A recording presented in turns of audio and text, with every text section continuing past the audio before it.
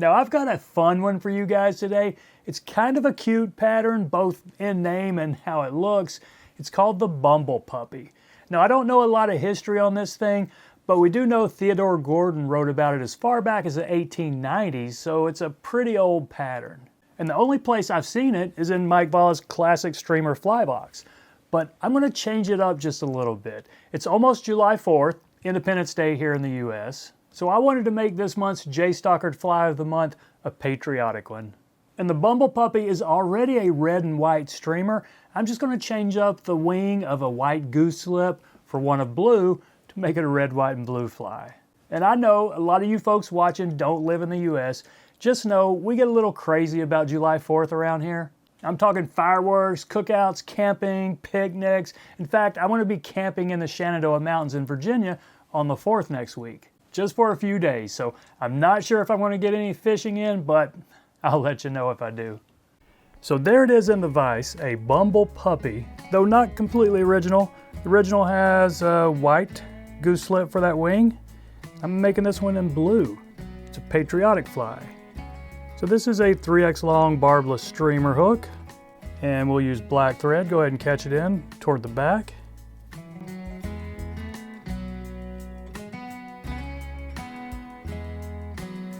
And it does call for a little silver Mylar tag, so let's go ahead and catch this in right here.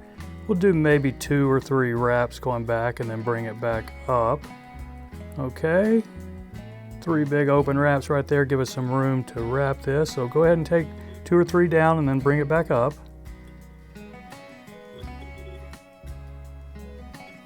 Now we remember 3 wraps. We can back those off and catch it off right here.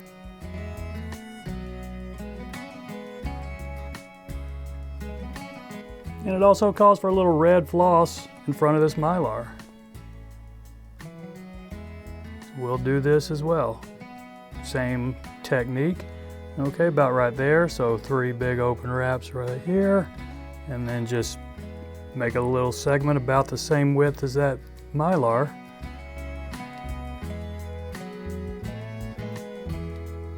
Now we can back these off and secure this.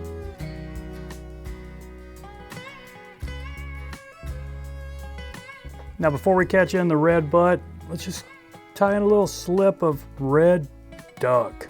Give it a little flare back here. Let's go about that long right there. Do a loose wrap and then kind of pull it up.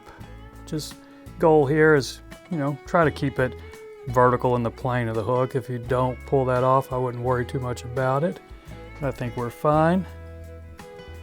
Now let's put a little red butt in. Medium chenille here. I've stripped off a little bit on the end so I can just catch in a bare thread core here. We're going to do about 2 wraps of this guy.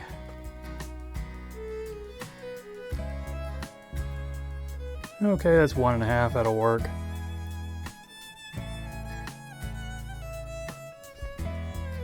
The next component, a little more Mylar tinsel. This is going to be our rib.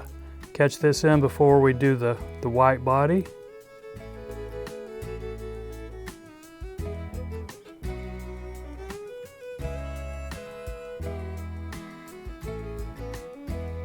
And this is going to be more medium chenille. This is white. Stripped a little bit of it off on the end. Okay, that's going to work. Now bring your thread up, not terribly far up because we've got a lot going on up front, maybe right there. Now just go ahead and wrap this white chenille up. If I can get this Mylar to hang out of the way.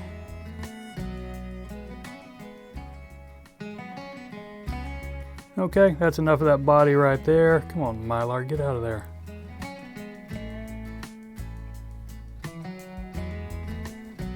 And now let's wrap our rib up through here. Maybe 4 wraps on this size 6.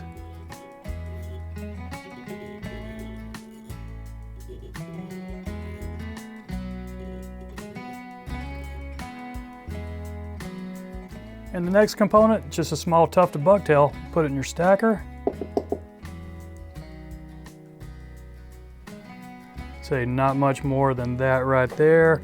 And we want it to the back of that red tail right there, not a whole lot farther.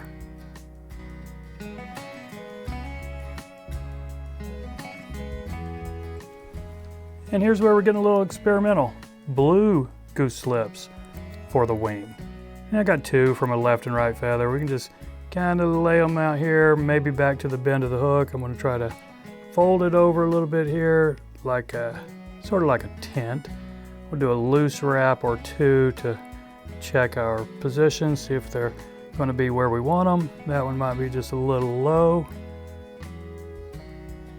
but I think we're good enough right there. So let's go ahead and pinch this, then a couple of tighter wraps right here.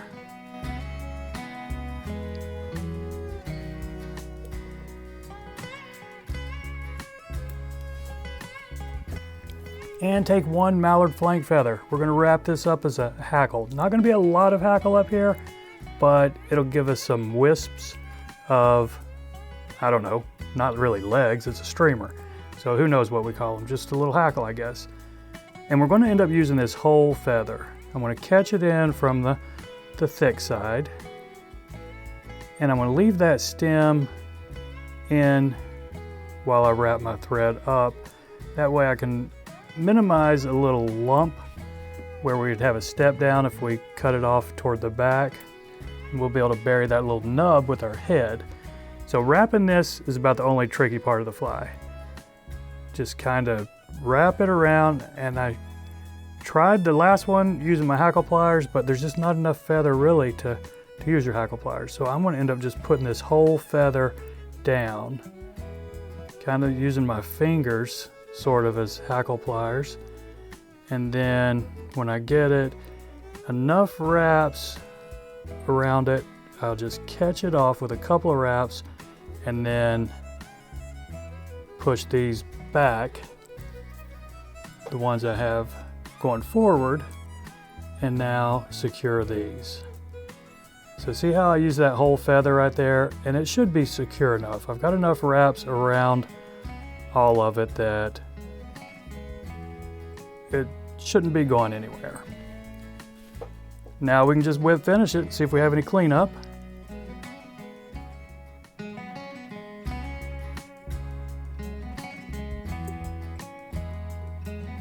And I'm not going to worry about any cleanup. I'm going to put a drop of head cement on it. This thing's going in my streamer box. So that's it, my friends. I appreciate you watching. Y'all take care, and we'll see you next time.